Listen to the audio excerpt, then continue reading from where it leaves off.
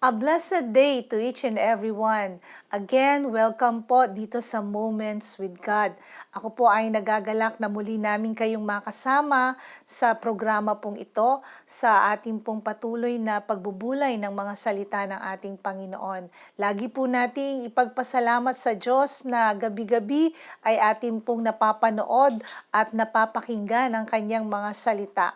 Dahil ang salita ng Panginoon ay pagpapalang spiritual na ibinibigay ng Diyos sa bawat isa sa atin. Sa gabing ito, ako po ang inyong makakasama, Presbyter Maya Cruz. To God be the glory. At ang ating pong theme is about fear. At ang ating pong topic sa gabing ito ay entitled, The Fear of the Lord is a Fountain of Life. Purihin ang Panginoon. Sinasabi ng banal na kasulatan sa Proverbs in chapter 14 in verse 27, The fear of the Lord is a fountain of life, turning a person from the snares of death. Ang pagkatakot sa Panginoon ay magpapabuti at magpapahaba ng iyong buhay at maglalayo sa iyo sa kamatayan. It also says in Proverbs chapter 19 verse 23 that the fear of the Lord leads to life. Ang wika dito, ang pagkatakot sa Panginoon ay magdudulot ng mahabang buhay, kasapatan at kaligtasan sa kapahamakan. It talks about the purpose of our living in this world and also on how to lead a life that can produce peace, joy, and everlasting life. Let us fear the Lord by obeying His word, and surely it will be a fountain of life and turn us away from the snares of death. Kung meron mang pinakamahalaga na nasa atin ngayon ay walang iba kundi ang ating buhay. At ang buhay na nais ng bawat isa sa atin ay gaya ng sinasabi ng banal na kasulatan na mapayapa, mabuti at mahabang buhay. And why is the fear of the Lord is a fountain of life? First, it gives us deep spiritual knowledge. Ang pagkatakot sa Panginoon po ay nagbibigay ng malalim na spiritual na kaalaman. A God-fearing attitude is crucial or important for those who desire meaningful scriptural knowledge. This is because true spiritual knowledge is only granted to those who fear the Lord. This is confirmed in Proverbs chapter 1 in verse 7. The fear of the Lord is the beginning of knowledge. Fools despise wisdom and instruction. Ang pagkatakot sa Panginoon na may paggalang ang simula ng karunungan. Ngunit sa hangal, walang halagang karunungan at ayaw niyang maturuan upang maituwid ang kanyang pag-uugali. Kaya kung merong mang tatanggap ng kaalamang spiritual, ay walang iba kundi itong mga taong may takot o may pagkatakot sa Diyos. Those who seek spiritual knowledge are the opposite of fools who despise instruction. Sila yung kabaliktaran ng mga taong hangal, sabi ng banal na kasulatan. We do well to desire God's instruction in our lives. The fear means reverence of the Lord is the beginning of both wisdom and knowledge. Fear has the same meaning with reverence. Reverence is having deep respect for someone or something. And the word fear does not mean being afraid of God. The fear of the Lord is the gift of the Holy Spirit. It has to do with reverence and honor, respect to God. Since we know that God is our Father that always loves and forgives us. It is no servile or slave of fear. Hindi ito pagkaalipin sa takot, but rather a joyful awareness of God's grandeur and grateful realization that only in Him do our hearts find true peace. Purihin ang ating Panginoon. And the fear of the Lord is the beginning of wisdom. The word beginning means first principle. Reverencing God is the beginning of wisdom, not the end. True wisdom exalts God and His Word above all other wisdom or knowledge or opinion. Ang pasimula ng karunungan ay sa pagkatakot sa Panginoon, at ito ay ibinibigay ng Diyos sa atin higit sa lahat ng karunungan. Purihin ang ating Panginoon. And if we desire to find the depths of the spiritual knowledge available to you through God's Word, is by humbling yourself before God with an attitude of deep reverence and holy fear. Kung gusto natin tumanggap ng spiritual na kaalaman, pagpapala mula sa Panginoon, let us begin by humbling ourselves before God with an attitude of deep respect, reverence, and holy fear. Your understanding of Scripture is directly related to your understanding of your place before God. To God be the glory. And the second, why fear is the fountain of life? Because it gives us not only spiritual knowledge, but divine wisdom. Knowledge is not only the spiritual door that can be unlocked through the fear of the Lord.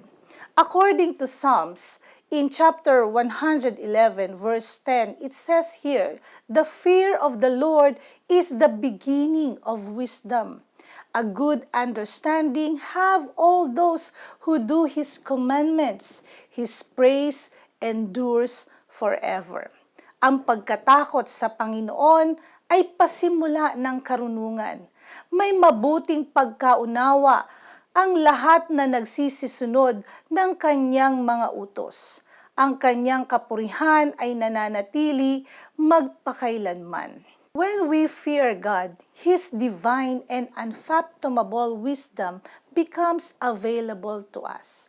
Kapag tayo ay may pagkatakot sa Diyos, yung kanyang makalangit at di masayod o malalim na karunungan ay ibinibigay, ipinagkakaloob ng Diyos sa bawat isa sa atin. Notice another reference to those who do God's commands within the immediate context that connecting the fear of the Lord with an active state of obedience or do. In Job chapter 28, verse 28, we can read, it says here, behold, the fear of the Lord, that is wisdom, and to depart from evil is understanding. Here the scripture endorses the fear of the Lord as not just an act of wisdom, but even wisdom itself. Ganon din ang sinasabi sa aklat ni Isaias sa chapter 33 in verse 6. It says, He will be the sure foundation for your times, a rich store of salvation and wisdom and knowledge. The fear of the Lord is the key to this treasure. Sa Tagalog po, wika, at magkakaroon ng kapanatagan sa iyong mga panahon, kasaganaan ng kaligtasan, karunungan at kaalaman. Ang pagkatakot sa Panginoon ay siyang kayamanan. Here, we can clearly see that the fear of the Lord is the key that unlocks the door to God's spiritual riches. Kaya isa palang kayamanan ang magkaroon ng kaalaman at ng karunungang makalangit mula sa Panginoon sa pamamagitan ng ating pagkatakot sa Kanya. At ang sabi ng salita ng Panginoon, when we cultivate an attitude of godly fear, When you do, and you will hold the key that unlocks the door to God's wondrous riches of salvation, wisdom, and knowledge. Purihin ang Panginoon. Kaya pag ito po ang ma-cultivate sa ating pagkatao, no, ito ang magbubukas sa atin sa pintuan ng biyaya, ng kayamanan, ng pagliligtas ng Panginoon, ng karunungan at ng kanyang kaalaman. Purihin ang Diyos. And third, it gives us also a unique weapon against sin.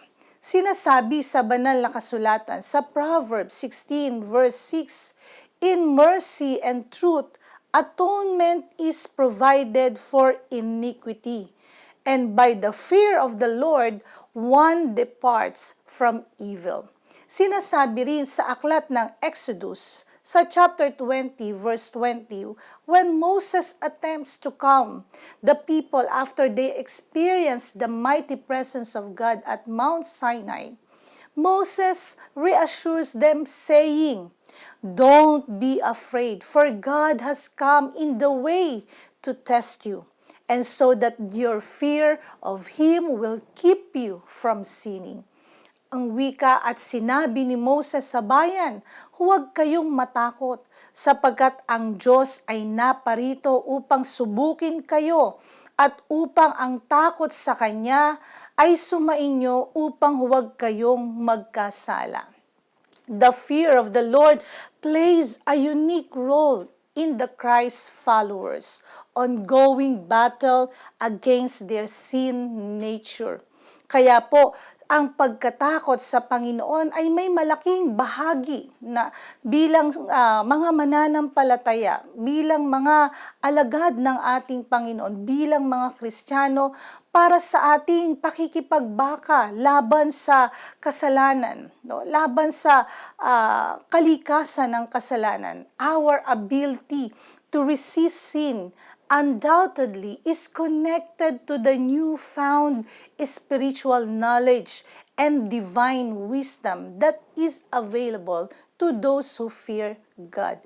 Kaya napakahalaga ng isang tao na may karunungan at kaalaman at pagkatakot sa Diyos, dahil ito ang magpapaalaala sa kanya ng mga bagay na masama.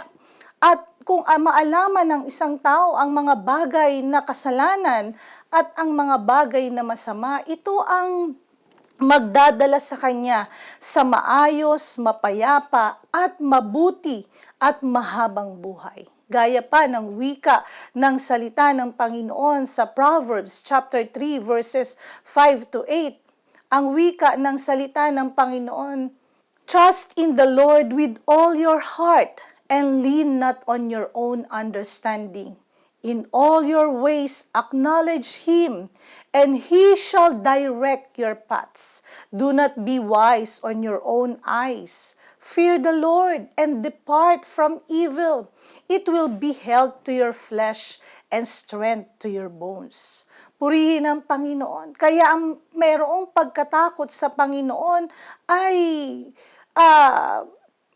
pag-iwas, pagkamuhi, pagdating sa kasalanan. Yan pa ang wika sa Proverbs 8 verse 13, "The fear of the Lord is to hate evil, pride and arrogance, and the evil way, and the perverse mouth I hate." Kaya yung taong may malaking respeto sa Diyos, ang taong may malaking pagkilala sa Panginoon bilang kanyang Diyos, sabi ng banal na kasulatan, yan ang maglalayo sa atin, mag-iiwas sa atin para tayo huwag gumawa ng masama. Kaya napakaganda kapag ito ang magkaroon tayo ng pagkatakot sa Panginoon. And if we are or you are struggling with sin, examine our attitude towards heaven. Do you fear God enough to want to please Him? Even when no one is looking.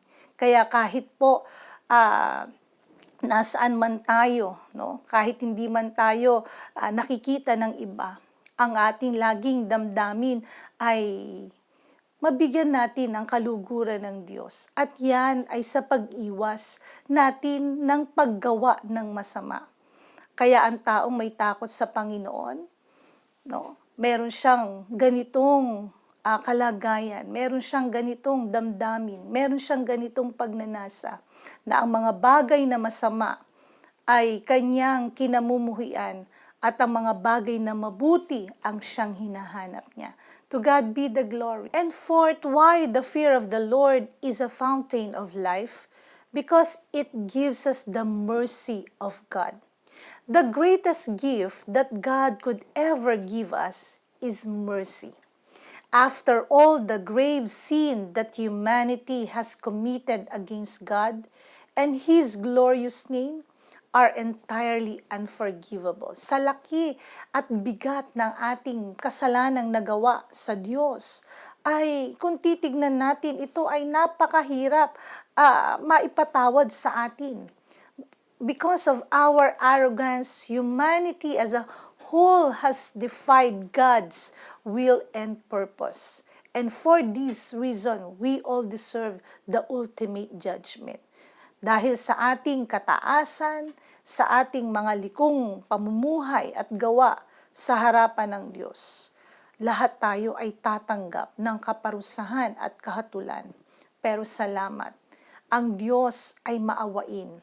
However, through the birth, life, death, and resurrection of God's Son, Jesus Christ, all men now have access to God's complete forgiveness and infinite mercy. And how do you receive God's rich mercy? According to Luke chapter 1 in verse 50, God's mercy is reserved for those who fear Him from generation to generation. To God be the glory. It is a wonderful promise. God's mercy is extended to those who fear Him and keep His commandments. Purihin ang ating Panginoon. Tayo ay hindi karapat-dapat sa bigat at dami ng ating nagawang pagkakasala sa Panginoon. Pero salamat, pinakita ng Diyos na kung tayo ay magkaroon ng pagkatakot sa Kanya, sabi ng banal na kasulatan, ibibigay niya ang kanyang kaawaan sa mga taong may takot sa Kanya. All those who desire God's mercy for their sins must first fear Him. Without a reverent attitude toward heaven and a repentant heart, men have no hope after this life. Purihin ang Panginoon. And last but not the least, why the fear of the Lord is a fountain of life? Because it gives us life. Purihin ang Panginoon. The book of Proverbs is filled with reference on how those who fear the Lord have access to God's life-giving power. Kaya sabi sa Kawikaan sa chapter 22 verse 4, ang kagantihan sa kapakumbabaan at ang pagkatakot sa Panginoon ay kayamanan at karangalan at buhay. To God be the glory. The fear of the Lord can also prolong our life. Yan ang sabi pa sa aklat ng Proverbs 10 verse 27. The fear of the Lord prolongs life, but the years of the wicked will be shortened. Lagi nating tatandaan, ang buhay ng bawat isa sa atin ay nasa mga kamay ng Diyos. Kung ibig natin magkaroon ng buhay na mula sa Panginoon, sabi ng salita ng Diyos, ang wika ng banal na kasulatan, magkaroon tayo ng pagkatakot sa Panginoon. It preserves and protects our life. The fear of the Lord is a fountain of life, turning a person from the snares of death. Yan ang sabi sa ating text kanina. Ang pagkatakot sa Panginoon ay magdudulot sa atin ng mabuting buhay, mapayapang buhay, at maglalayo sa atin at magliligtas sa atin sa lahat ng kapahamakan. Purihin ang ating Panginoon. Kaya the Proverbs also describe something else as a fountain of life. The teaching of the wise is a fountain of life. And to turn aside from the snares of death, the door of divine wisdom stands wide open to those who fear God and keep His commandments. Those who desire to live life to its richest measures can begin by fearing the Lord. Purihin ang ating Panginoon. Biblical Inspiration. Para naman po sa ating biblical inspiration, tingnan natin ang ipinakitang pagkatakot ni Noah sa Panginoon. Noah feared the Lord and refused to sin, like his other countrymen were sinning, and God saved him and his family from destruction by the flood. Noah warned them on the coming danger, but they were too engrossed in their sins to care about fearing God. But Noah and his family were saved because they feared God. When the flood came, they were all in the ark, and God destroyed all the inhabitants of the earth. Mababasa po natin yan sa Hebrew in chapter 11, verse 7. By faith, Noah, when warned about things not yet seen, in holy fear, built an ark to save his family. By his faith, he condemned the world and became heir of the righteousness that is in keeping with faith. Kung tayo pala, gaya ni Noe, ay magkaroon ng pagkatakot sa Panginoon. Sabi ng banal na kasulatan, si Noah ay natutong sumunod, nagbigay galang sa mga palatuntunan ng ating Panginoon. At sa kanyang pananampalataya, sabi ng banal na kasulatan, ito ang nagbigay sa kanya at sa kanyang buong sambahayan, itong nagdala sa kanila upang sila ay maligtas. Sapagkat si Noah, bunga ng kanyang pagkatakot sa Panginoon, ay namuhay na matuwid, na may pananampalataya sa Diyos. At ito rin ang nagdala sa kanila na makapamuhay ng mapayapa, mabuti, at mabuhay ng maraming taon. To God be the glory.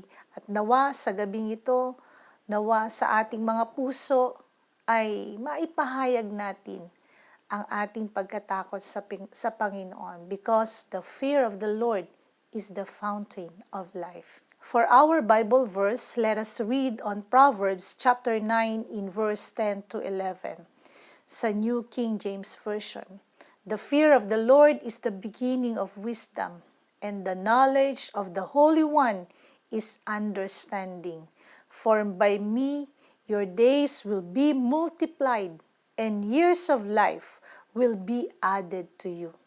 Ang pagkatakot sa Panginoon ay pasimula ng karunungan, at ang pagkakilala sa banal ay kaunawaan, sapagkat sa pamamagitan ko ay dadami ang iyong mga kaarawan, at ang mga taon ng iyong buhay ay magsisidami. To God be the glory.